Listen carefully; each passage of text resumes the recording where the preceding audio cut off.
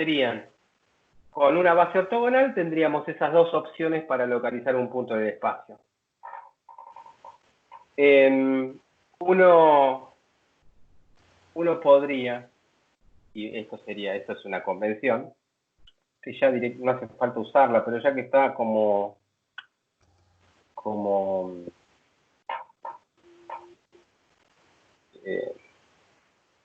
lo van a usar después, no hay problema en meterlo ahora, además no es nada del otro mundo.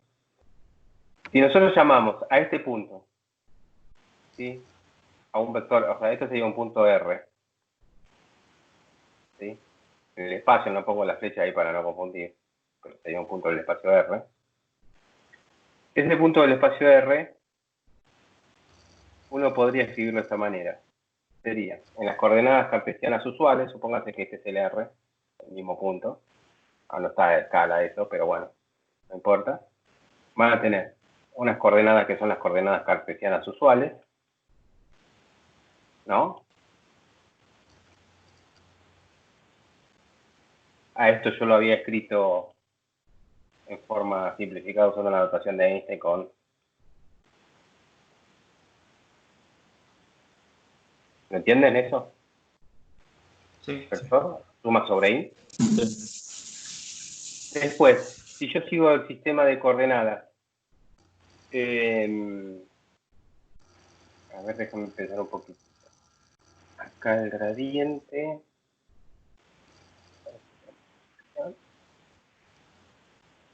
O sea... Bueno, después cualquier cosa, si puedo cambiar con rojo y el verde, no hay problema. No, el azul, digo. El verde sería...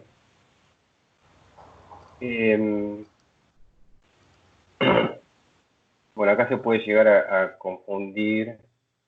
Vamos a ponerlo así. En negro, R de I por inversor.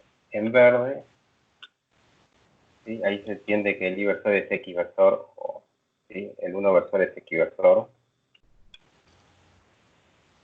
Lo pongo verde. Bueno, vamos a ver. Y acá sería R I por su inversor, o azul RI por inversor así.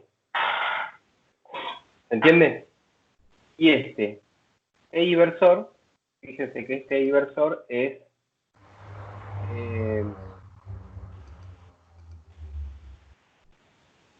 ahora lo vamos a ver bien eso. El inversor. Yo lo pongo en negro, así no.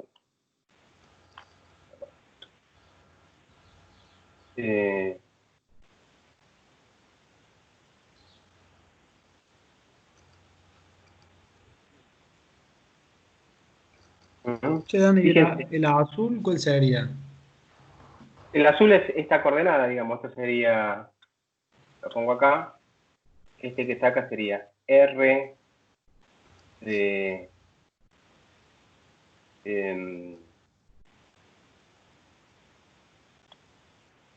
Pero no es perpendicular a la otra.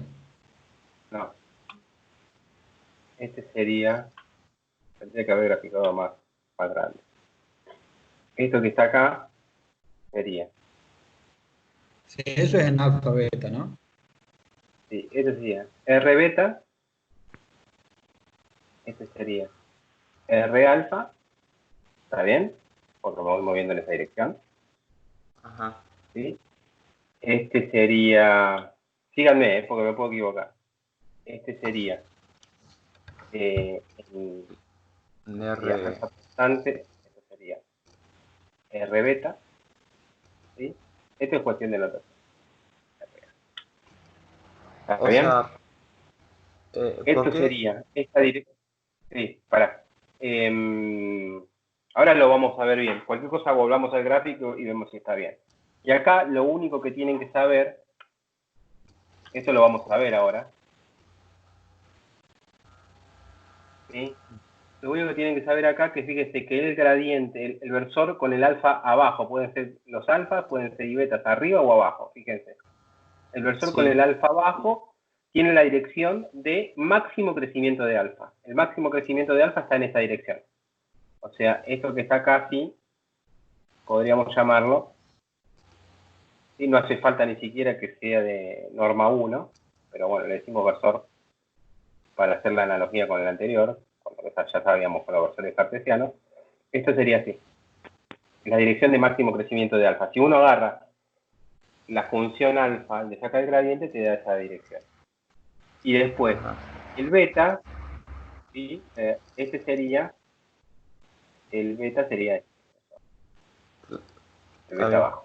Sí, eso sí, pero pusiste como Bien. que se invirtió el beta, ¿no sería con el alfa y el alfa del beta ahí en el gráfico? Con el azul. No. O sea, con el verde y el azul, los dos tienen, por ejemplo, el R verde, el R beta verde y el R beta azul, ¿no serían R alfa verde y R alfa azul? Sí. You are correct. O sea, es una boludez. No, sí. No es una boludez porque yo me gasté con los colores para ponerlo bien y lo pongo mal.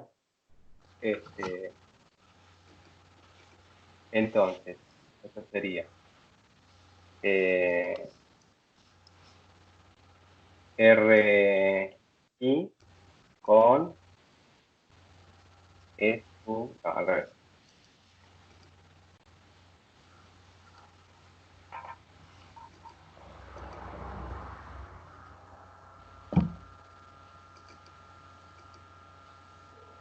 ¿No estaba así? ¿Estaba al revés? No, o sea, en el gráfico te digo yo, a lo mejor, me parece a mí. Bueno, pero es más fácil cambiar el... ¿sí? Acá en el Escribirlo. gráfico. Ah, ¿Sí? digo, ¿Está bien? está bien, como pusiste los versores, el E versor alfa apuntando en la dirección alfa y pusiste un R beta y R beta verde y un R beta azul en la dirección esa, me pareció como que... Pero a ver, ¿estos que están acá no son estos? Sí, pero yo miro el gráfico, allá las componentes, como las proyecciones en las Sí. direcciones alfa y beta. Sí. Las, A ver. Para esto lo tengo que tener, esto lo tiene que estar claro, no lo veo yo. A ver. El R, si llamamos alfa 1, esto sería R alfa, ¿sí? Es esto que está acá. claro, ahí voy, a eso voy. ¿Viste que ahí tenés el R verde, R beta verde? El R beta verde es la componente en la dirección alfa. No debería Claro, ser R, pero la no debería dirección ser, alfa es esta. claro, pero ahí justamente no debería Entonces, yo ser, me muevo, en esta dirección me muevo así. Es claro, esta. no, y no debería ser, está bien, perfecto, no dije nada, ese no era, ya ¿Está está, bien? sí, está bien. Nada más que no lo arranqué acá, o sea, lo podría haber arrancado acá, decís. Sí, no, yo me ¿Está bien? confundí, está bien, ¿Está bien? sí. Está bien, yo también me confundí sobre tu confusión. ¿Está? Bueno, entonces quedaría como estaba antes.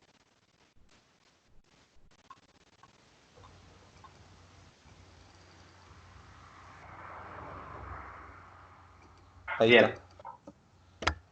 Entonces, bien. Lo que estamos diciendo es, ahora lo vamos a formalizar un poquitito. Se entiende ya más o menos lo que estamos hablando. Estoy medio lento. Dani, a mí me quedó haciendo un poco de ruido la parte en azul, no. Sí, la Lo que parte en son R azul, alfa y. sí. La en verde La le parte en entendí azul que es son sus proyecciones. Y R alfa y R beta ese. SR alfa y SR beta es forma de localizar un punto en vez de seguir las proyecciones, ¿sí? Tomando curvas en donde el alfa se mantiene constante, ¿sí? Fíjate que este R beta, Ajá. acá, Ah, me claro. mantengo en un alfa constante, y este R alfa me mantengo en un beta constante. Ajá. Son dos Ahí formas de está. llegar al punto. ¿Tá? Sí. Y para distinguir esas dos formas, yo pongo subíndice arriba o subíndice abajo. ¿Está bien? Sí. Sí, Bien. Vayamos un poco hagamos un poco de teoría sobre esto.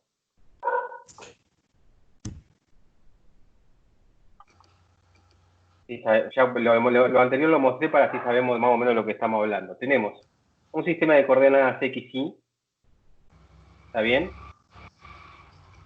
Que se llama cartesiano, para localizar un punto cualquiera, es el sistema de coordenadas cartesiano. Y también tenemos otro sistema de coordenadas que se llama sistema de coordenadas curvilínea, que sería el alfa beta, ¿sí? Que también si yo me doy el valor de alfa y el valor de beta, yo voy a poder localizar un punto en el espacio. Bien, el tema es, ¿qué pasa cuando... bueno, vamos a arrancar de esta manera. Vamos a suponer que este alfa, existe una función que es alfa de x, y, y una función beta de x, y, conocida e inversible. En el caso anterior, esto puede ser cualquier función.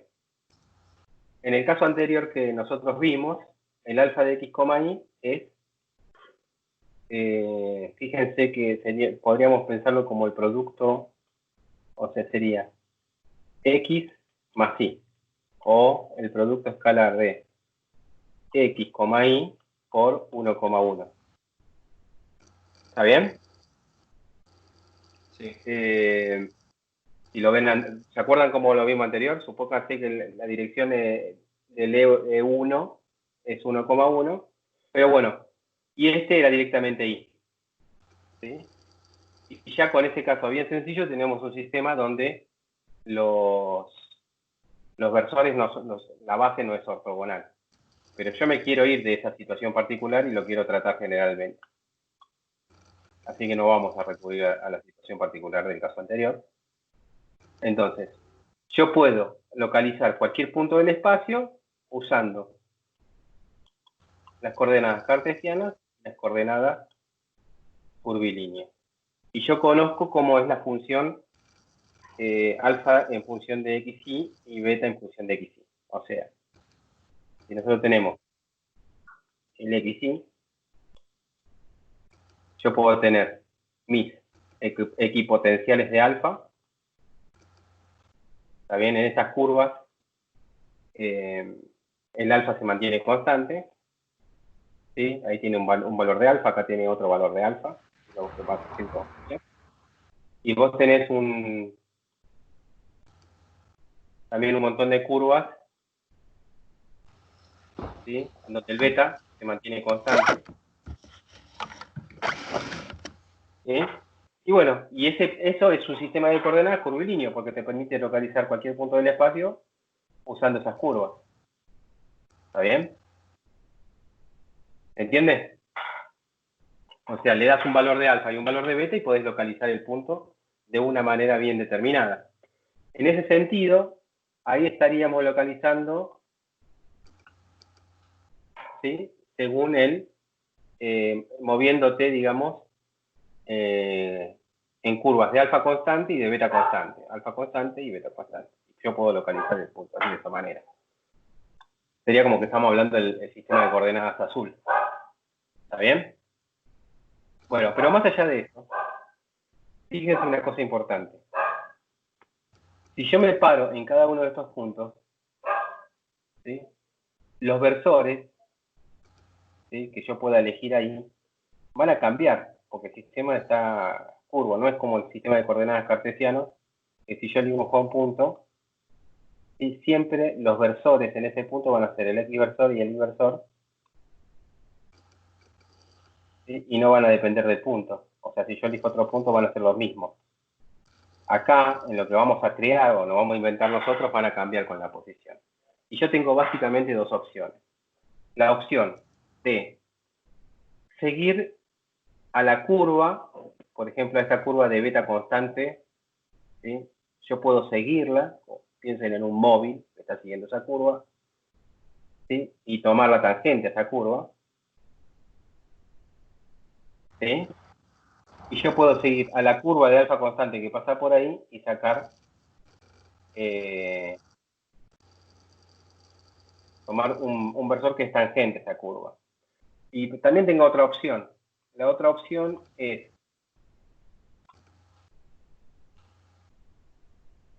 ¿sí? Seguir esa curva y en ese punto tomar la dirección normal a esa curva. ¿Está bien? Y seguir esa curva y tomar la dirección normal a esa curva. O sea, la curva alfa, la dirección normal a la curva alfa, supuestamente que acá hay 90 grados. Y acá también tenemos que seguir la normal a esa curva en beta constante. Eso sería la normal, que sería por acá. ¿Está bien?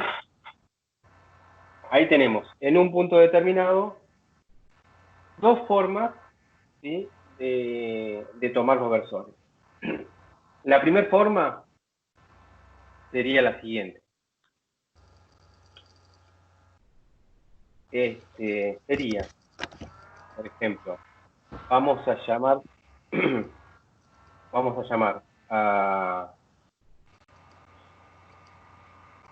ver, como ya lo dijimos antes, fíjense, acá tenemos beta, tenemos alfa, E de alfa igual a gradiente de alfa. ¿Sí? Este gradiente de alfa se puede hacer porque ya vimos que alfa es una función de xy. Entonces yo puedo tomar el gradiente.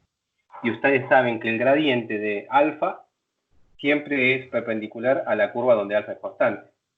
O sea que en este caso, el gradiente de alfa, de estas cuatro flechitas, ¿cuál sería? Y sería ¿Sí?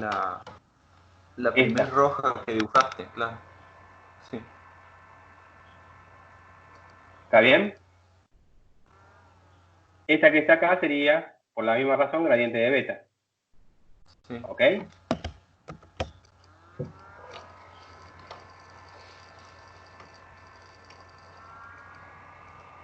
Hasta ahí no tenemos problema. Bien. Y después yo puedo calcular el E de alfa, con el alfa arriba, ¿sí? Haciendo lo siguiente.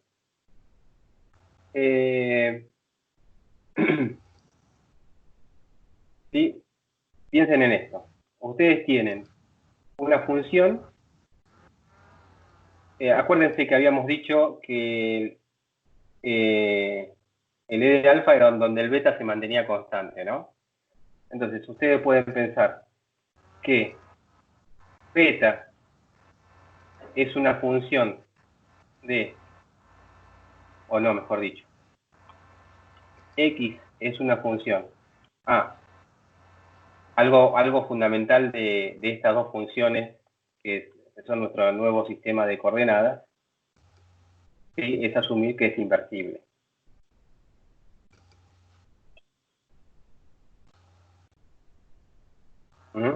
Entonces, como es inversible, uno también tiene que x va a ser una función de alfa beta e y va a ser una función de alfa beta. ¿Está bien? O sea, si yo doy como información cuánto vale alfa y cuánto vale beta, yo tengo que saber de alguna manera cuánto vale x y cuánto vale y. Eso es una forma de decir que existen las funciones inversas x e y de alfa beta. ¿Está bien? Por lo tanto, mi coordenada R, si yo pienso en un R, ¿sí?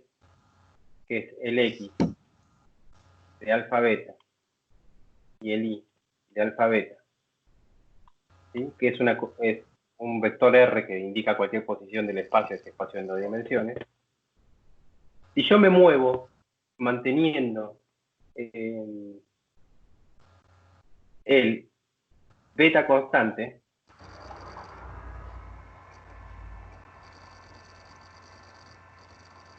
yo puedo hacer esta operación. La derivada de R con respecto a Alfa. alfa, ¿sí? Y eso me va a dar la derivada de X con respecto a alfa como primera coordenada y la derivada de Y con respecto a alfa. Entonces yo puedo pensar que el alfa es un parámetro, ¿sí? Como el tiempo, que va cambiando y esto indica una trayectoria. El R va a indicar una trayectoria y esa trayectoria es una trayectoria que sigue una curva de B constante. ¿Se entiende? ¿Sí? Sí. Entonces, y sigue una curva de B constante, pero habíamos dicho al revés, creo. A ver, déjenme ver el grafiquito. Sí, fíjense que acá, cuando tomábamos este R de alfa iba acompañado con el E versor de alfa, pero con el alfa arriba, ¿sí? Siguiendo una curva de beta constante. Ah, está bien, entonces, sí, lo estoy haciendo bien. ¿Hasta ahora me siguen? Pues quizás Sí. me dicen si no me siguen, ¿eh? Porque la idea es, si no, es un repaso que creo yo que a ustedes les va a servir.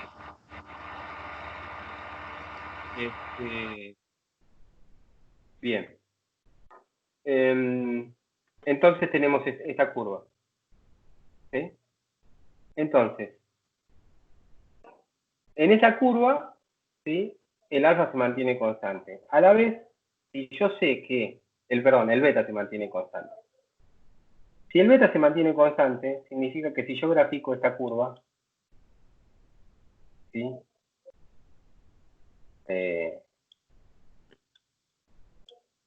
Siguiendo esa trayectoria, ¿sí? Donde el alfa no, el alfa va cambiando y el beta no.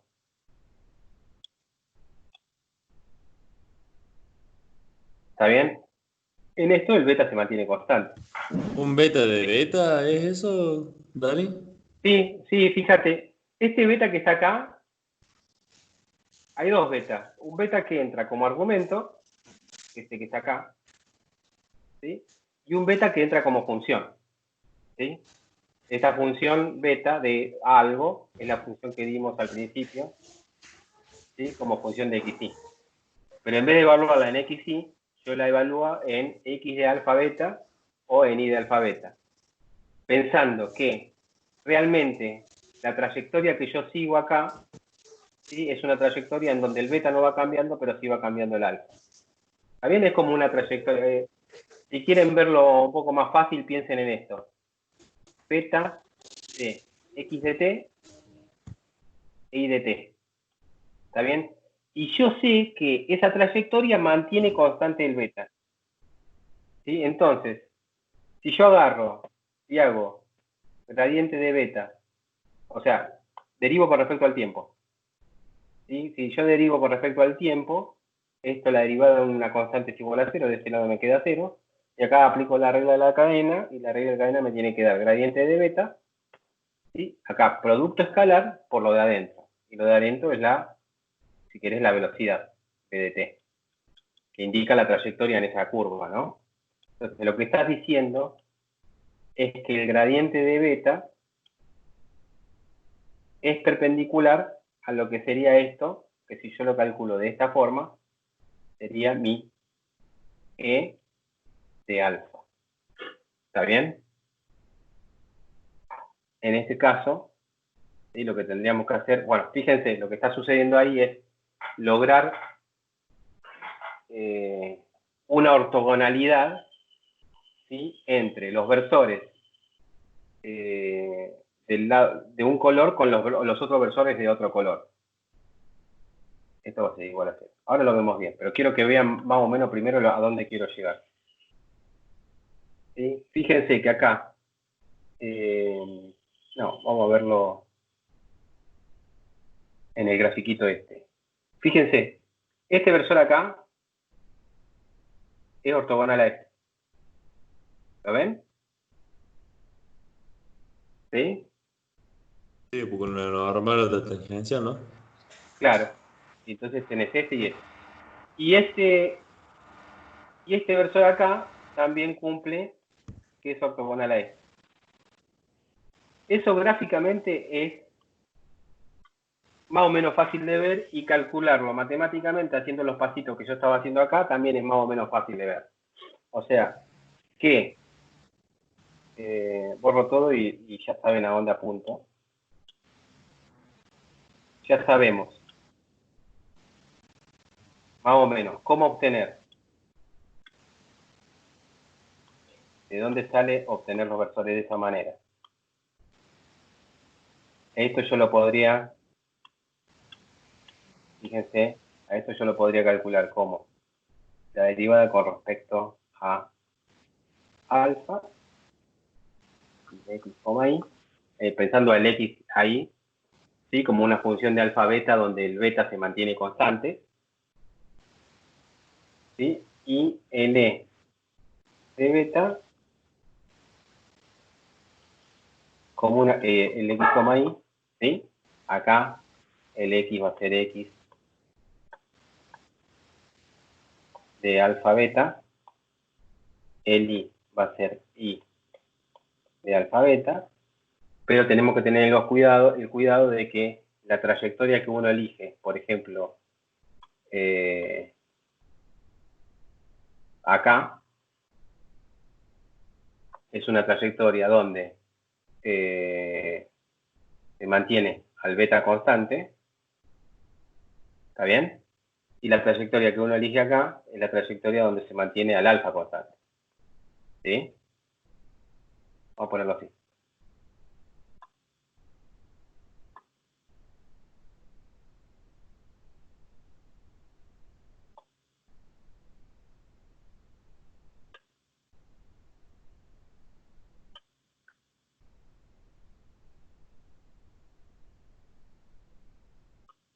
¿No? Bien, entonces, si uno tiene eso, uno puede mostrar fácilmente que el gradiente de alfa por el e de beta es igual a 0 y el gradiente de beta por el e de alfa es igual a 0. ¿Mm? Lo lindo de todo esto que uno también podría mostrar, ahora vamos a tratar de hacerlo, que el gradiente de alfa por el e de alfa vale 1, el gradiente de beta por e de beta vale 1. ¿Está bien? Vamos a tratar de hacerlo. Primero déjenme verificar si están los subíndices bien, así que eso lo vemos con la probita. Por ejemplo, si yo quiero mostrar que el gradiente de alfa por el e de beta es igual a 0. ¿Cómo lo hago? Entonces, fíjense que esto era una curva donde el alfa se mantenía constante, ¿no? O sea, esto era... O sea, si el alfa se mantiene constante, me conviene arrancar de una función alfa de x de y, donde el alfa este se mantiene constante y varía el beta. Pensando como el tiempo, ¿no? Como que el tiempo está acá. Y después derivo con respecto al tiempo. Entonces esto es una constante, ¿sí? Que sería el alfa constante de la curva de esa particular. Cuando yo derivo con respecto a beta esto va a ser el gradiente de alfa por la derivada respecto a beta de x, y. Y esto ya dijimos que era e con el beta arriba. Y esto ya dijimos que es e con el alfa abajo. ¿Está bien? Y esto, como es de la derivada de la constante con respecto a beta va a ser 0, lo que obtenemos acá es que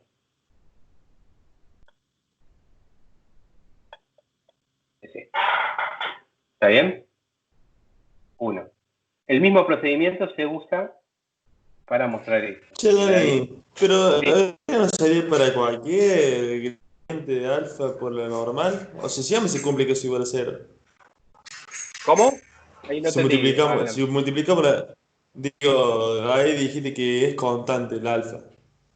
Si Sí, yo fuera, me parece que se cumpliría también que la normal por la tangencial sería igual a cero. lo ¿O normal, no? no te entiendo. Vos- Esto es un porque alfa, hay digamos, una esto es parte. una constante. Sí, Sí, ponle que valga eso 5. sí, claro. Pues si el alfa dependiera del tiempo, ¿Eh? a eso me refiero. No, no, yo te estoy hablando meto el tiempo ahí para que ustedes se hagan una imagen de, ¿sí? De pensar que las curvas estas que nosotros estamos mostrando acá, ¿sí? Se pueden recorrer como una trayectoria, ¿sí? En el tiempo, pero es una cuestión para que ustedes hagan una analogía con lo que ya saben. ¿Sí? Por ejemplo, esto que está acá, ¿sí? Que estamos calculando acá, ¿sí? Al mantener el alfa constante, ¿sí? Lo que estamos diciendo, que la trayectoria de esa partícula está siguiendo una curva de alfa constante, por ejemplo esta. ¿Sí? Entonces uso la variación de beta como un parámetro que me sirve para recorrer esa curva, ¿sí? Porque ahí sí el beta varía, ¿sí? De esta forma, ¿está bien? Simplemente eso, no. Entonces, cuando uno deriva con respecto a beta, yo lo que estoy pensando acá es una trayectoria tipo del tiempo, ¿no? Es un x de t, un y de t, y acá derivo con respecto al tiempo, y mi x de t es esa función que tenía de alfa beta, pero le pongo el tiempo acá. También, y el i de t es una función de alfa beta, pero le pongo el tiempo acá. ¿Se entiende? Es simplemente pero uno lo puede definir acá, así como lo definí, así como hice esto, y ustedes ya, si saben que derivo solamente con respecto a beta, es porque estoy manteniendo el alfa constante. Es decir, si derivo solamente con el beta y estoy manteniendo el alfa constante, significa que la curva la estoy recorriendo sobre una curva de alfa constante, por acá. ¿Sí? La particularidad de cómo es la curva es la rapidez con que se recurre esa curva. Eso va a depender de otras cosas, pero a mí lo más importante es la trayectoria. Y si la velocidad está en esta dirección, ¿sí? La velocidad, entre comillas, de esa trayectoria, me interesa que esté sobre esa misma curva y estoy diciendo que es tangencial a la curva. ¿Está bien? Después, por la misma razón, vamos a tener que el gradiente de beta por E de alfa va a ser igual a 0. ¿Está bien? Por la misma razón.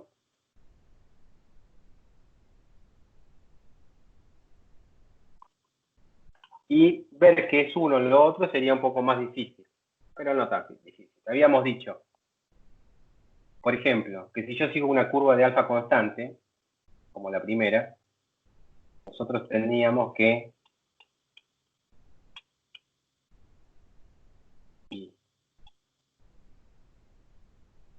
de alfa, esto va a ser una constante que vamos a llamar alfa. ¿Sí? ¿Entienden la diferencia entre el alfa que está acá y el alfa que está acá, no? El alfa que está acá es un número. Y el alfa que está acá es una receta, ¿sí? Porque es una función. ¿Está bien? Este alfa, este número, este alfa que está acá, es este alfa que está acá, el número. ¿Ok? Es como que estamos aplicando una función, después estamos aplicando la función inversa, entonces una función inversa aplicada a una función, lo que tiene que dar es su argumento, ¿no? Entonces, el argumento es alfa. ¿Sí? Eso no, eso está claro. ¿Sí? Si usted tiene una función x de t y tiene la función inversa de x de t aplicada a x de t, por ejemplo, podemos poner así, eso depende de la notación, esto lo que va a dar es t. ¿Está bien? Es la definición de función inversa. Nosotros estamos haciendo lo mismo acá de un punto de vista quizás más... El que puede confundir porque estamos usando dos variables. ¿Está bien? Bien, entonces, ¿qué pasa si yo derivo con respecto a alfa? Si yo derivo con respecto a alfa, a la derecha esto me da 1. ¿sí? Y si yo derivo con respecto a alfa acá a la izquierda, tengo que aplicar la regla de la cadena. Y aplicar la regla de la cadena es gradiente alfa, producto escalar, la derivada con respecto a alfa de x, y. ¿Sí? En una curva donde el beta, ¿sí? Perdón, el alfa se mantenga constante. O sea, tengo que derivar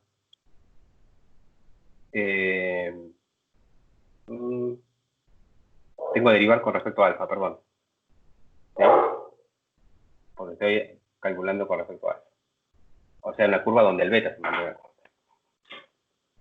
¿Sí? Entonces, me queda lo que yo quería. Esto que está acá es L alfa. Esto que está acá es L verso alfa. Y eso alfa por alfa B da 1. ¿Está bien? O sea, una cosa que se ve, esto no se ve geométricamente fácil.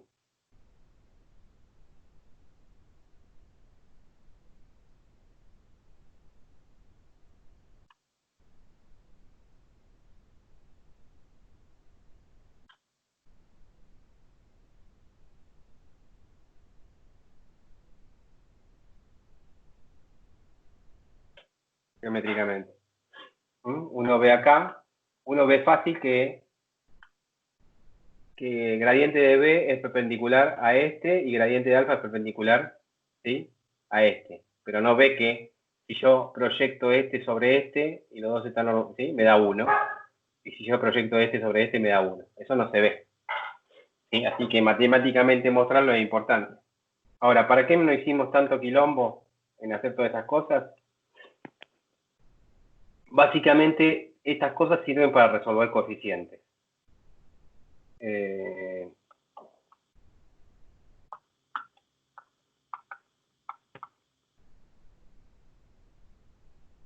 ¿Sí? Por ejemplo, piensen en el problemita de los péndulos. Quizás ahí Gustavo se acuerde. En el problemita de los péndulos, cuando uno resolvía el problema tenía dos autovectores. ¿Sí? Cuando las masas no estaban equilibradas, el primer autovector era 1, 1. ¿Se acuerdan? Y el otro vector era 1, en vez de menos 1, era menos la masa 1 sobre la masa 2 por 1. ¿Está bien? Estos dos autovectores no son ortogonales. En el único caso que eran ortogonales, en las masas eran iguales. Claro. Estos no son ortogonales en general.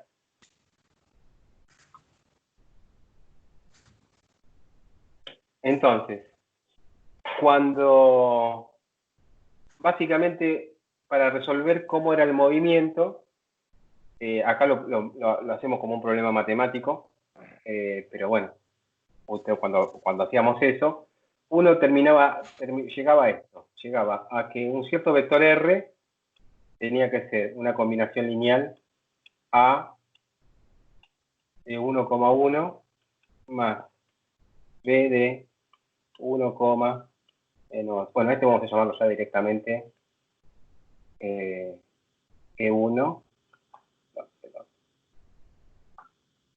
listo, E1. Entonces, uno llegaba, cuando quería resolver el problema de las condiciones iniciales, llegaba a una ecuación de este tipo. E1 más B, E2, ¿está bien? Y, bueno, esto era dato. Y uno lo que quería hacer es averiguar cuáles eran estos coeficientes. En el caso que los versores, o sea, que la base sea ortogonal, era fácil, porque uno lo que hacía era multiplicar por izquierda, ¿sí?, por ejemplo, por E1, ¿sí?, en el caso ortogonal.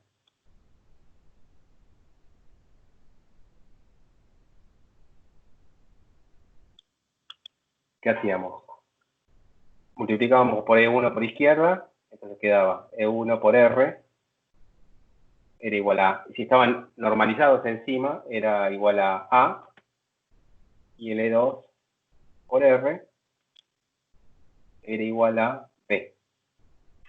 ¿Estamos de acuerdo? Se obtenía los coeficientes se obtenían fácilmente. ¿sí? Ahora, si en el caso ortogonal no podemos hacer eso.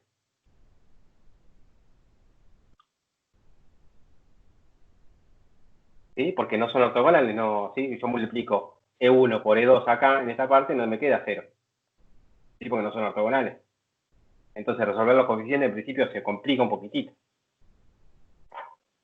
Bueno, la idea, precisamente, es que si estos son, ponele, gradiente de, en este caso de la coordenada normal phi1. Bueno, no vamos a meterlo con eso. Ponele que un gradiente de un alfa, y este sería un gradiente de un beta. ¿Sí? Lo que tenemos que multiplicar por izquierda, es, en todo caso, esto va a ser igual, habíamos llamado beta, ¿no?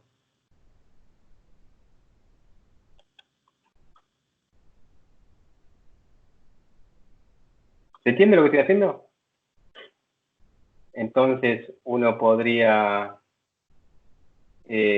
uno acá lo que tendría que estar haciendo es multiplicar por, si usamos el 1 ahí, multiplico por el 1 con el 1 arriba, por el R, para obtener el A, y multiplico con el 2 arriba, con el R, para obtener el B. ¿Sí? Fíjense, entonces se me resuelve el problema de la no ortogonalidad si yo, para obtener los coeficientes, en vez de multiplicar con el versor que tenía anterior, multiplico con el mismo versor pero con el índice arriba, ¿sí? Porque ya sé que son ortogonales. Acá estoy usando, acá, E sub I por E sub J. No es delta IJ, porque no son ortogonales, pero sí sé que esto que está así es ortogonal. ¿Está bien? O sea, nos encontramos un recurso, por lo menos con 2 dimensiones, un recurso de cómo calcular coeficientes, calculando coeficientes fácilmente. ¿Está bien? Obviamente. Con el supraíndice del gradiente, ¿no? Con el sub creo que habíamos dicho, pero esto lo podemos intercambiar, ¿eh? Con el subíndice es el gradiente y con el supraíndice es la velocidad, si querés verlo así. ¿Está bien? La velocidad entre comillas. ¿Sí? Es la tangente. Sí, sí. ¿Mm? O sea, el subíndice es la normal y el supraíndice es la tangente. Bien. Ahí se entendió más o menos de que, por lo menos en el caso de 2 dimensiones, se podría resolver de esa manera. Ya cuando uno tiene 3 dimensiones, más dimensiones, o pasa incluso al continuo, ¿sí? O sea, tiene autofunciones, la técnica esta uno se vuelve loco. ¿Sí? Por lo tanto, uno lo que tiene que hacer es emplear un método más mecánico para resolverlo, que es se llama el detector métrico. ¿Mm? Y vamos a introducirlo de esta manera. Vamos a suponer que yo tengo una base no ortogonal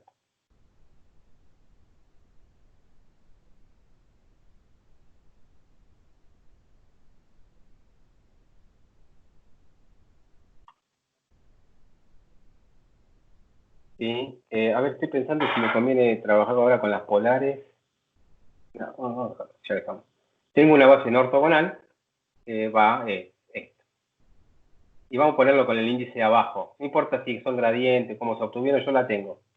También puede ser, por ejemplo, la solución de un problema de autovectores y autovalores.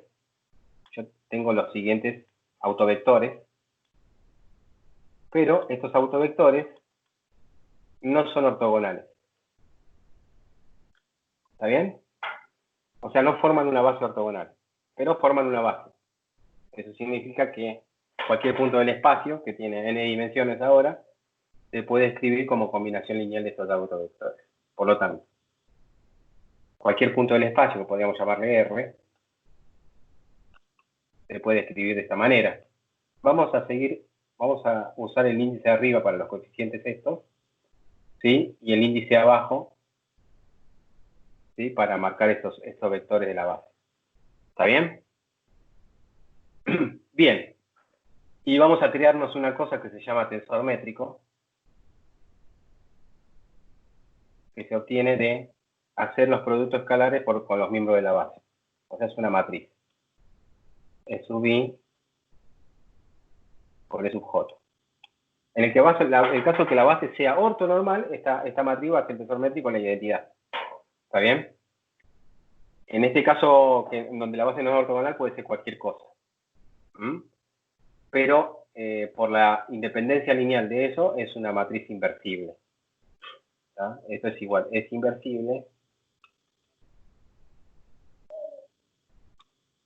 La matriz que obtengo de acá es inversible. ¿Por qué? Porque estos son linealmente independientes. ¿Está bien? Si no, no sería inversible. Pero es inversible. Eso es de álgebra. Es un resultado de álgebra, pero por lo menos acá a esta altura es sensato, ¿no? ¿Sí? Ahí Uno G tiene y J es 1, ¿no? O el E y sea, J. G y I, claro, el G y I sería 1 y G y J sería 0. O sea, para I distinto de J, 0. No, ¿O no. no? No, lo que estamos Ah, diciendo no es, son esto, ortonormales. claro, esto va, Ah, el G, ortogonales. este es la identidad. ¿Sí? Si yo me calculo la matriz con cada uno de los coeficientes del I, ahora el I y el J, ¿no? Corren desde 1 hasta N. Sí. ¿Está bien? Yo lo que digo es, en el caso de que la matriz sea ortonormal, ¿sí? Perdón, si la base Pero ortonormal es es ortonormal, claro, el G es la identidad. claro. Y el ser no ortogonal. Claro, es cualquier cosa, pero lo único que sabés vos es el que es invertible. ¿Sí? Ajá. Esto es el tensor métrico. Es invertible porque son linealmente independientes. Exacto. Lo Es hace. un resultado de álgebra. ¿Mm?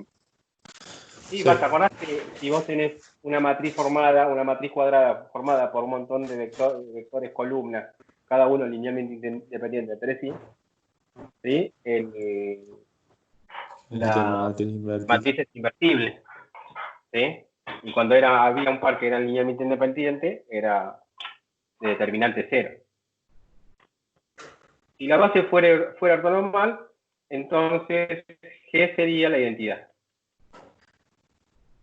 ¿Eh? Sería el caso que nosotros ya sabemos manejar. Ahora estamos trabajando con una base que no es ortogonal, que puede ser algún resultado de un problema de diagonalización. Bueno, ¿qué hacemos? Bueno, primero, ¿qué hacemos?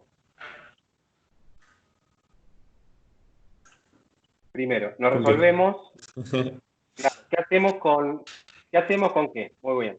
¿Qué hacemos con el cálculo de coeficiente como el que habíamos visto antes?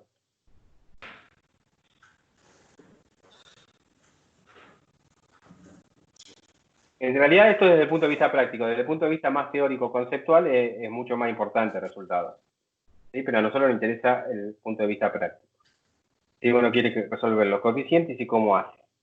¿Sí? Y no tiene problema en dos dimensiones, que es fácil, uno piensa en gradiente y piensa en tangente, ¿no? Uno lo primero que tiene que hacer es calcular el tensor métrico.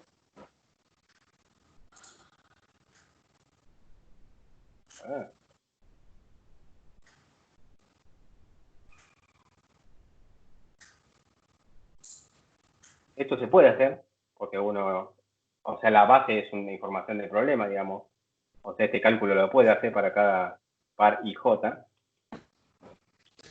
¿Recibe su nombre por Pero algo en especial, Dani? ¿Métrico o sí, no? porque ¿El el tensor métrico métrico? es el que te da ahora lo vamos a ver de alguna manera, es el que te da la medida de cualquier distancia, ¿sí? En el espacio, digamos. Ahora eso lo vamos a ver como un resultado. ¿Sí? La métrica, se define la métrica del espacio. y definir la métrica de un espacio es definir cómo se miden, cómo medir distancias agarrando una regla. ¿Está bien? Segundo. Claro. Eso lo vemos después. Y queda tiempo. Bueno, una vez que tengas esto, bueno, desde el punto de vista teórico, vos ya sabés que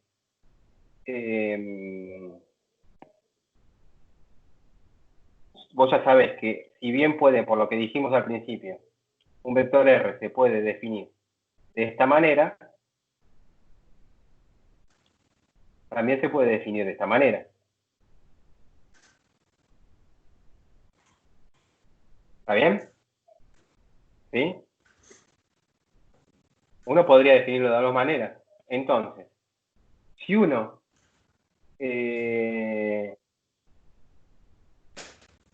pero esto que está acá, esto lo tengo.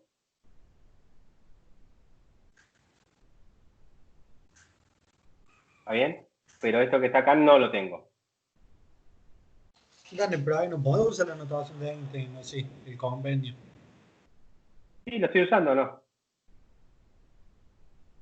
Nada más que, sí, pero estoy diciendo, o sea, poniendo uno arriba y otro abajo. Ah, perdón. Tenés razón. Ahí está. ¿Sí? Lo que quiero decir es que esto que está acá lo tengo porque es dato de problema, es mi resultado de diagonalizar un problema, no iba a obtener autovectores que no son ortogonales. Y esto que está acá no lo tengo. ¿Sí? Esto que está acá tampoco lo tengo. Bueno. Bien, suponete que yo quiero resolver estos coeficientes.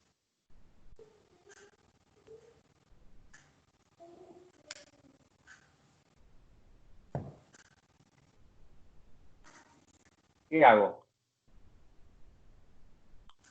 Bueno, lo que tendría que hacer es, si tuviera estos que están acá, si yo tuviera esto, simplemente multiplico por izquierda como hicimos antes. ¿No? Si tuviese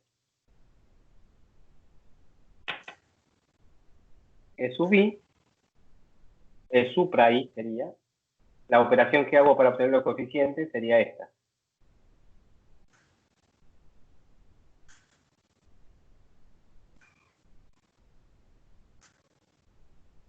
¿No? Porque, bueno, si yo hago esta cuenta, pues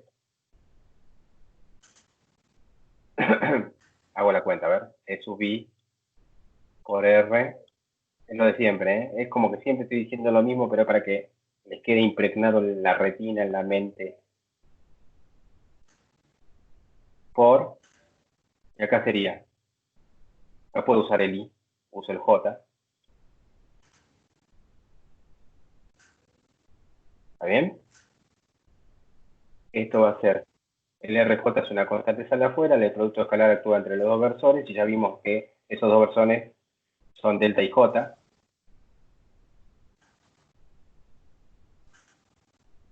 Delta de Kronecker, acá me va a quedar R de I, que es lo que yo quería obtener, ¿no? Esa cuenta ya más o menos la tienen, ¿no?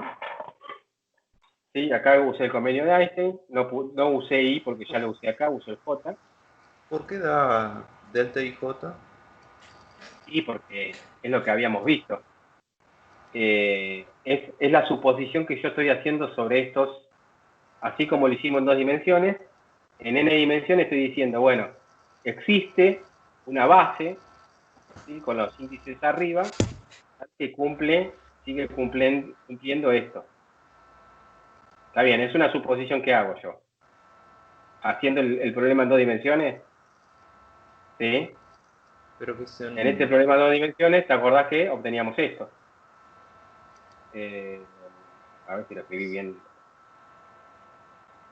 Pero Esto, dar... ¿sí?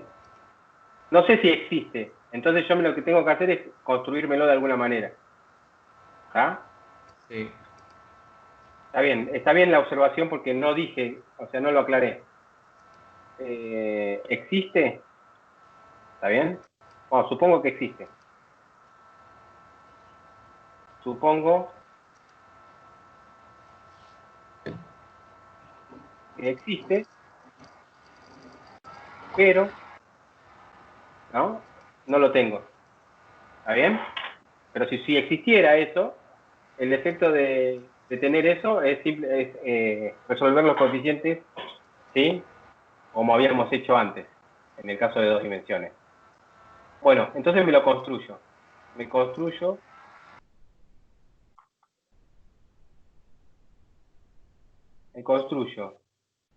esos versores con los índices de arriba usando el tensor métrico.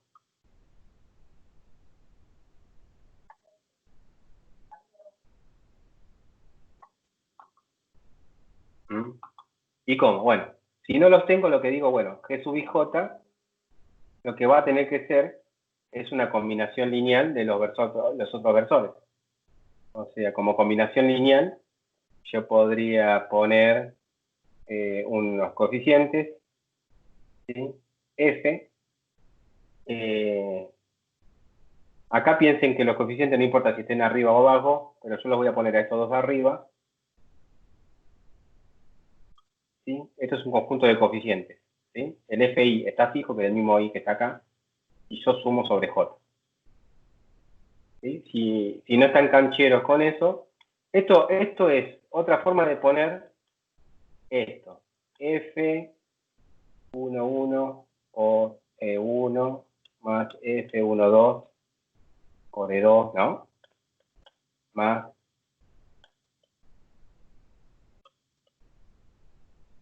F1N por... Con esa F nos podemos construir las componentes de la matriz, o sea, del tensor. Claro, no. O sea, yo estoy diciendo, bueno, yo escribo esto que no tengo como combinación lineal de eso que es lo que tengo.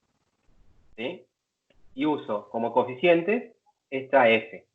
Y termina siendo una matriz porque, bueno, vale, tenemos uno para cada I, entonces termina siendo una matriz. Pero vos tenés que pensar acá que I está fijo. Entonces, ¿qué tiene que cumplir F para que suceda eso? Y bueno, lo que tiene que cumplir F es esto. Cuando yo haga, por ejemplo, esta cuenta, esto tiene que dar, porque es lo que yo requiero, esto tiene que dar delta IJ. ¿Está bien? La delta de Kronecker. O sea que valga 0 cuando I es diferente de J y valga 1 cuando I es igual a J. Entonces, escribo lo que yo supongo, la propuesta mía de lo que es esto. Vamos acá a poner el K porque para los índices va a ser mejor. Así no se repiten. Entonces, delta de IK, ¿no? Claro, FIJ por E versor J, y acá quedaría por E versor K, ahí abajo, chiquitito derecho. Entonces, acá me va a quedar esto que está acá, es el tensor métrico evaluado en la componente JK. ¿Está bien? O sea que F y J por G, JK, tiene que ser delta y acá tengo que cambiarlo acá porque delta IK. ¿Está bien? Y lo que estamos diciendo acá es que como conclusión es que F es la que ¿Es la inversa de la G? y está bueno porque dijimos que G es inversible, o sea que o sea, yo puedo construirme mi F como la inversa de K. ¿Está bien? Pero, a ver, entonces para F y G serían matrices de transformación que te llevan de un sistema a otro. ¿Eso sería? Sí, sí. Sí, pero no lo estamos viendo así, lo estamos viendo putamente más práctico. Vos tenés. Pero, a ver, no lo veamos así todavía. Sí, veámoslo de la manera más simple. Vos tenés un problema de no ortogonalidad y querés calcular coeficientes. Lo que estamos diciendo es, calcular el tensor métrico, ¿sí? Y el costo que vas a tener que pagar para calcular los coeficientes de la forma que hacías antes es invertir la matriz, o sea, invertir el tensor métrico. ¿Está bien? O sea, tengo que calcular la inversa para poder resolver el problema. ¿Sí? No, es como que no puedo zafar de la complejidad del problema ¿sí? O en todo caso, como es invertir una matriz, uno puede decir que no lo haga uno, sino que lo haga la máquina, y en ese sentido sí te zafa de la complejidad del problema. ¿Está bien? Pero terminas calculando una cosa que puede llegar a ser muy complicada, que es la inversa de una matriz. ¿Está bien? Cuando vos tenés que resolver coeficientes en un problema con una base no ortogonal. ¿Está bien? Bueno, en resumen.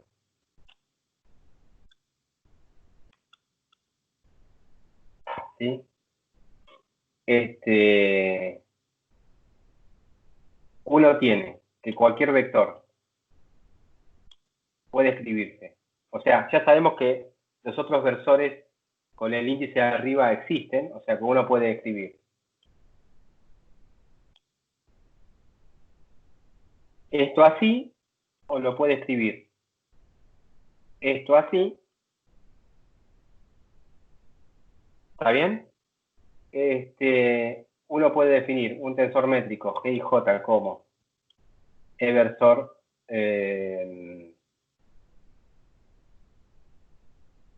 I por E versor J. ¿Está bien? Uno también, habíamos dicho, a partir de esta definición que obtenemos acá, fíjese esto que dijimos acá,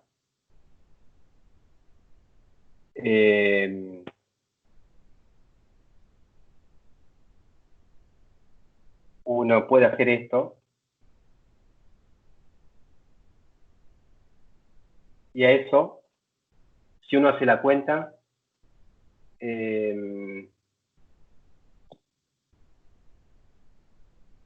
esto tendría que dar F y J. ¿Por qué? ¿Lo ven a esto o no?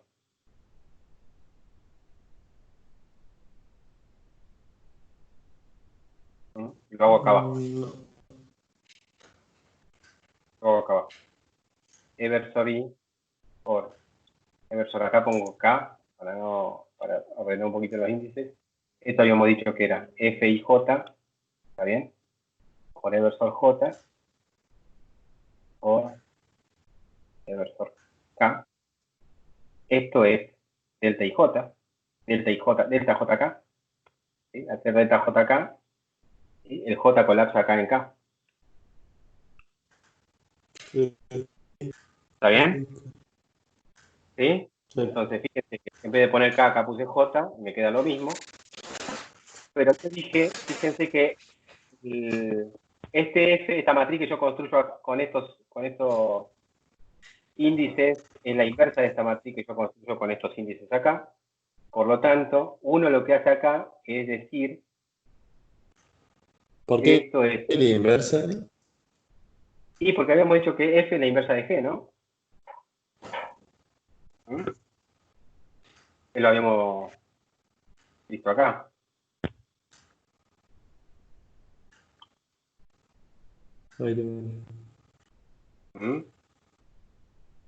Entonces, acá hay un paso mágico en el sentido de que, bueno, llamemos a las dos matrices G, pero esta matriz que está acá tiene los dos índices abajo y esta matriz G que está acá tiene los dos índices arriba. Pasa algo que es como medio mágico. Fíjense que si yo multiplico esas dos matrices y quiero calcular la componente IK de la multiplicación de esas dos matrices, tendría que hacer esta operación. J, E y J por G, J, K, ¿sí? Ya sabemos que eso tendría que dar la identidad. ¿Está bien? O sea, ¿se entiende? Porque dijimos que era una la inversa de la otra. Esto es delta y K. O sea que estos dos índices, ¿sí?, se contraen y queda la matriz inversa. Y cualquier operación que uno haga con estos, ¿sí?, si maneja bien los subíndices, va a ser muy sencilla. Por ejemplo, la distancia de un vector, esa pregunta que había hecho Alan. Cuando uno calcula la distancia de un vector, La distancia de un vector se calcula de esta manera, ¿no? Eso que está acá es la distancia al cuadrado, ¿sí? Uno lo calcula. O uno lo que puede hacer es poner a este en una representación y a este en la otra representación. Así, producto por RI, no, tengo que usar J. ¿Está bien? Si yo hago así, lo pongo al de la izquierda en una representación y al de la derecha en otra representación, aprovecho el hecho de que estos dos sí son ortogonales, ¿sí? Y además si da 1 cuando son iguales, entonces me va a quedar RI por RJ, cuando hago el producto de esos dos me queda delta IJ, ¿sí? Entonces me queda RI, RJ. No, perdón. RI con RI. O sea que para calcular la distancia al cuadrado de un vector, yo lo que tengo que hacer es multiplicar sus coordenadas, ¿sí? Pero una con el índice arriba y otra con el índice abajo. Veámoslo, por ejemplo, en el caso en el primero que arrancamos. Si yo quiero calcular, ¿sí?, la distancia de este vector al cuadrado, en cartesiana es fácil, es x al cuadrado más y al cuadrado, ¿no? Ahí no hay distinción. Pero si yo quiero calcular la distancia de este vector, ¿sí?, la cuenta que tengo que hacer es esta por esta más esta por esta. ¿Se entiende? ¿Por? ¿Eh? Es por, no.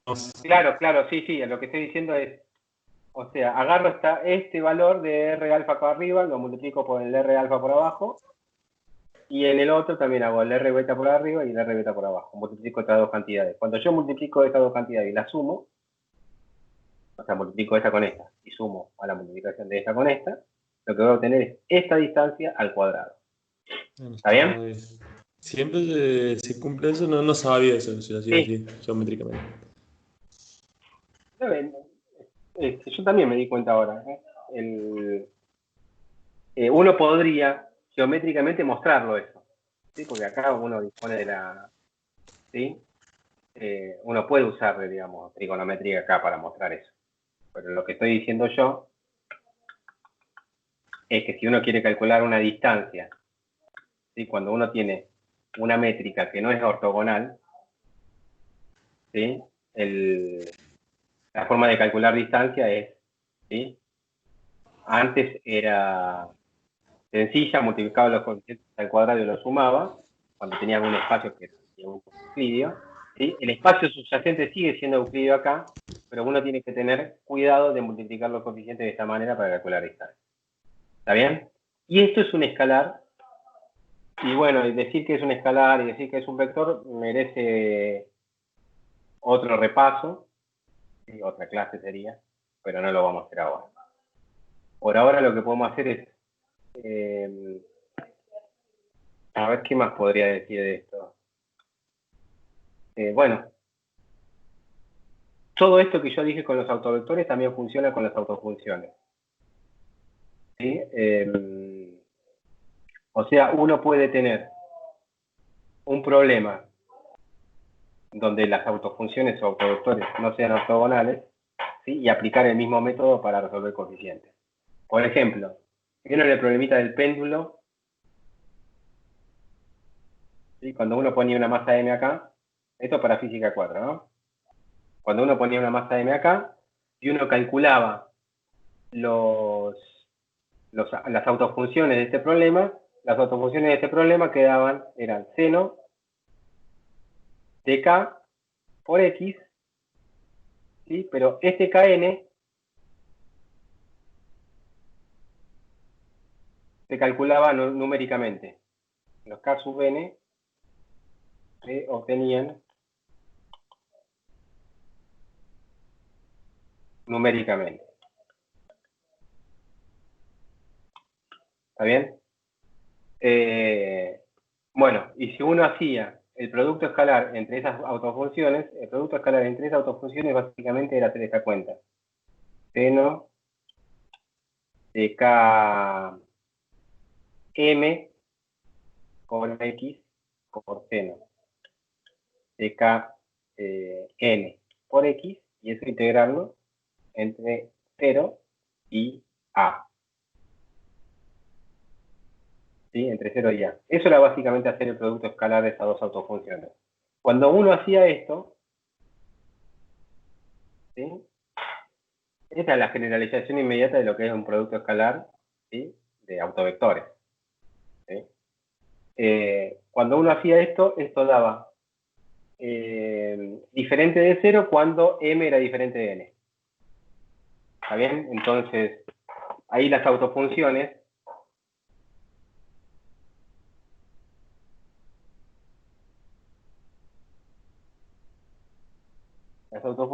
en este caso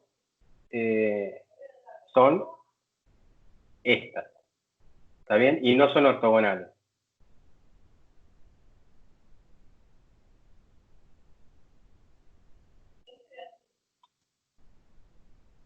Bueno, al no ser ortogonales, uno tiene que usar la misma técnica. Por ejemplo, uno quiere resolver el problema de las condiciones iniciales para este problema. Cuando uno resuelve la situación de las condiciones iniciales para este problema, termina teniendo una ecuación de este tipo. Termina teniendo una función conocida f de x, que sería la posición inicial. ¿Sí? Acá tengo algunas simplificaciones, pero la idea era esta. Esta función es conocida. Y uno lo que dice es, bueno, n igual a infinito, o sea, uno tiene que tener que cualquier solución va a ser una combinación lineal de las autofunciones del problema. Entonces, la combinación lineal son una serie de coeficientes, lo podemos llamar a su, vamos a llamarlo, si quieren, así, para ya así hacer el, y estas las autofunciones, llamémosla f sub i de x. ¿Entienden la analogía ahora? ¿Mm? Entonces, yo le pongo el subíndice arriba porque le escribo el subíndice abajo, y mi idea es obtener las autofunciones, pero con el subíndice arriba. Yo lo que quiero, eso es conocido, y yo quiero obtener los coeficientes. Esto, por ejemplo, es posición inicial. Acá no aparece el tiempo porque estamos evaluando el tiempo igual a 0, y además supusimos algunas cosas, como ejemplo que la velocidad inicial es igual a 0, y uno reducía el problema a un problema como este, posición inicial. Pero bueno, es para darle un contexto, que es esta fx. ¿Por qué es conocida? Bueno, puede ser, en este caso, la posición inicial de la soga, ¿no? Estoy hablando como... Sería bueno a veces verle las caras, pero bueno, así... si veo cara de susto, cara de... Y cada todo un poco. Claro, porque es como que estoy hablando en la pantalla y digo, qué locura. ¿Cómo que locura? Sí. Y claro, es como que uno en clase le está hablando a alguien, digamos, acá es como que están como si fuese una especie de, ¿cómo es que se llama el personaje de X-Men? El mental. Psíquico, el pelado. El pelado, ¿cómo es que se llama? No sé. Ah, bueno. Sí, Pupi, ¿cómo se llama el pelado de X-Men? El pelado. Sabio. Claro. Entonces yo como que los veo ahí. Pero, bueno, quiero conocer esto. O sea, fíjense que el problema es importante porque estoy resolviendo el problema del movimiento, terminando de resolver el problema del movimiento. O sea, uno puede tener las autofunciones, sabe cuáles son los movimientos característicos con los modos normales del problema, pero uno quizás necesita saber bien, está bien, pero yo le doy esta posición inicial y ¿qué pasa con el péndulo ese físico? ¿Cómo se mueve? Entonces tengo que resolver esto, tengo que resolver esos coeficientes para terminar el problema, ¿no? ¿Está? Entonces lo que hacemos es esto, uno lo que tiene que hacer es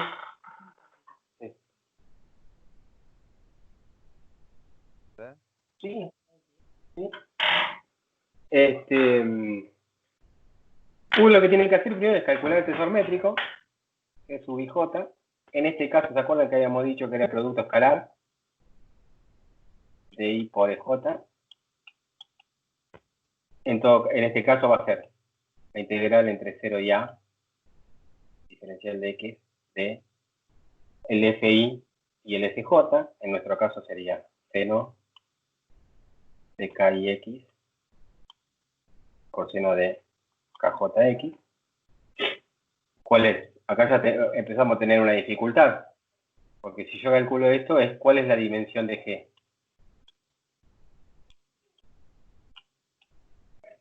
Es una matriz de cuánto por cuánto, de cuánto por cuánto. Como el n va desde 1 hasta infinito, es una matriz de infinito por infinito, ¿no? ¿Está bien? ¿Sí? Sí, sí. Entonces, uno tiene dos opciones acá. Una opción es cortar n, como uno sabe que los modos altos no participan. Y otra opción es más teórica, ¿sí? ¿Cómo hacer para tratar esos infinitos?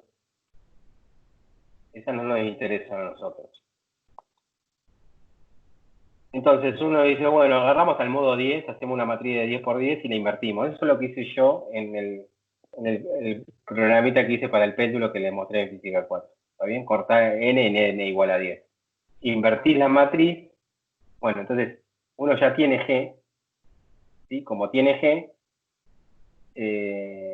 lo que también tiene es la G invertida. Entonces, si tiene la G invertida, también tiene las autofunciones con los índices arriba. Por lo tanto, uno calcula las autofunciones con los índices arriba de esta manera. Porque encima le puse F, la misma matriz. Bueno, queda así. F y va a ser igual a G y J. Esto es, este G es la inversa de ese G. ¿Está bien? Y le pone acá las autofunciones originales, que son estas.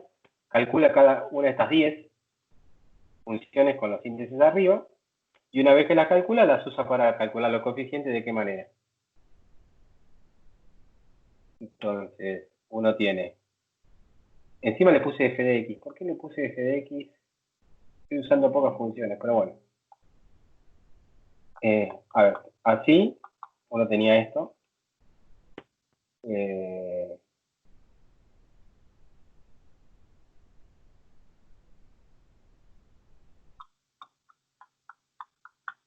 Entonces, lo que tiene que hacer es multiplicar con el índice de arriba acá a este f de x, lo integra, eso es hacer el producto escalar, diferencial de x. Ojo con usar el mismo i acá, entonces yo puedo poner acá j y j. Hago lo mismo de este lado.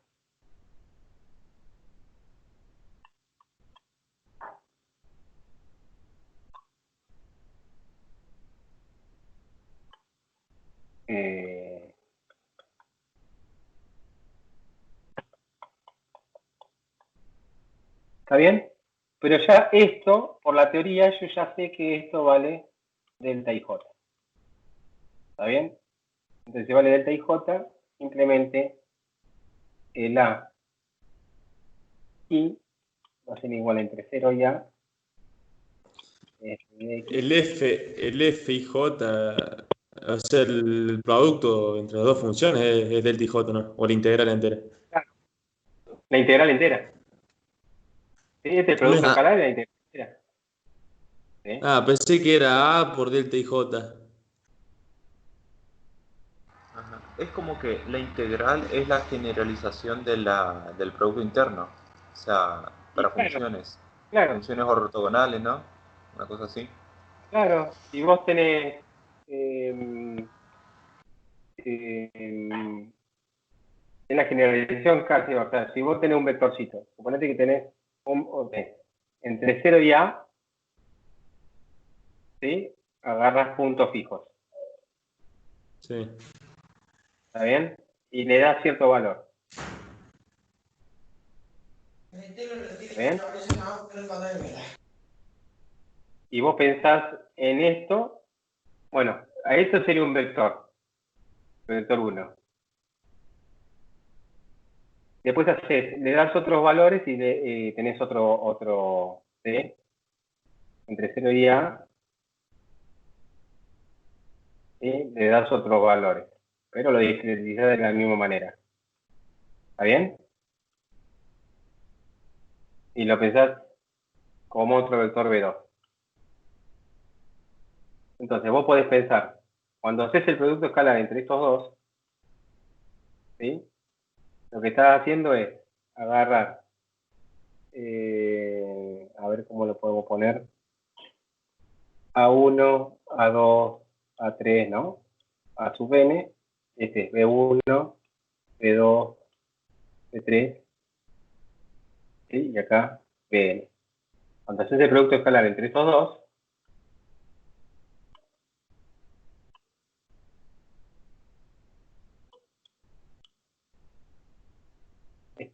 lo que estás haciendo es A1 por B1 más A2 2 por B2, ¿no?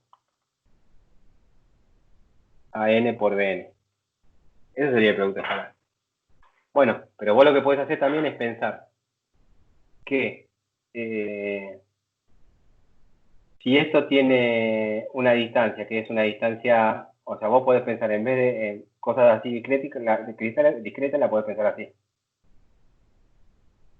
¿No? Le das forma de función. Claro, con una distancia regular. Claro. Algo ¿Sí? por Le el das una estilo. formita de función, ¿sí? Como una suma de rima, como una... Sí, una ¿Está subbarrera. bien? ¿Está bien? Lo que estás haciendo es el producto de estas dos cosas multiplicada por uno, que es el área. Diferencial X acá es 1. ¿Está bien? Entonces, vos lo que haces después es dar más valores, pero el diferencial de X va tomando valor cada vez más chiquitito, y lo que terminas haciendo es esto, ¿sí? El producto escalar de dos funciones, en la integral de dos funciones. ¿Está bien? Esa es la generalización. O sea que estamos hablando siempre de lo mismo. Bueno, tomemos un descansito y vayamos después a... Bueno, ahí, Gustavo, ¿te acordás que ese tema había quedado como medio pendiente?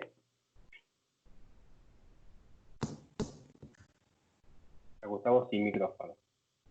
¿Está bien? Pero bueno, había quedado ese pendiente y ahí más o menos lo resolvimos cómo hacerlo. Después, si quieren, se los muestro cómo hice yo en un problema particular para resolverlo. Obviamente tienen... Estaría bueno llevarle un Bueno, caso lo específico vemos. para concretar. Lo vemos en el matemática después. ¿Está bien? Lo que sí, lo tomaríamos un descanso hasta las 11:10, ponele, y les explico un poquitito la cuestión de las coordenadas polares, las esféricas. ¿Está bien? Y podemos ver si quieren algún caso específico. Lo que yo les Dale. expliqué es, las coordenadas estas polares y esféricas siguen siendo un sistema ortogonal. ¿Está bien? Pero ahora tienen ustedes la posibilidad de atacar un problema un poquitito más complicado que el de polares y esféricas, ¿sí? Porque son problemas no ortogonales. Pero siguen siempre teniendo su dificultad en las cuestiones de interpretación de qué es lo que significan. ¿Está bien? Y después acá en el caso específico podríamos ver la cuestión de cómo sí, el caso del péndulo. Y se lo puedo mostrar en matemáticas. Tengo que ver si están dando bien el Skype en el Windows. Y lo vemos. Nos vemos de vuelta a las 11:10. Bueno, Bueno, Y yo tengo que terminar de grabar, ¿no? Después de grabar, háganme acordar después de grabar de vuelta. Pero a ver, ¿cómo era para terminar de grabar? Era... dejar de grabar ahí arriba creo que parece. Bueno, nos Ahí vemos. está.